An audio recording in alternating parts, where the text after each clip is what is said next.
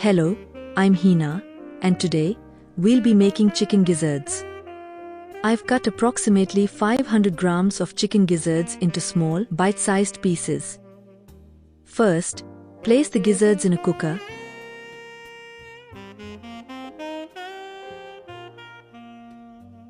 Add about 1.5 glasses of water, salt to taste, half a teaspoon of fennel powder, 1 tablespoon of ginger garlic paste, and 2 tablespoons of oil. Let them pressure cook until they start to soften.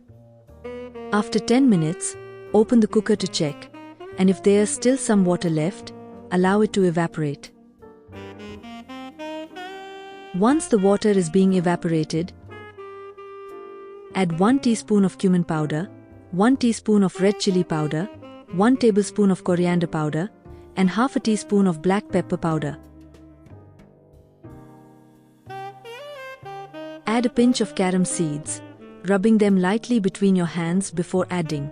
Adjust the salt if needed.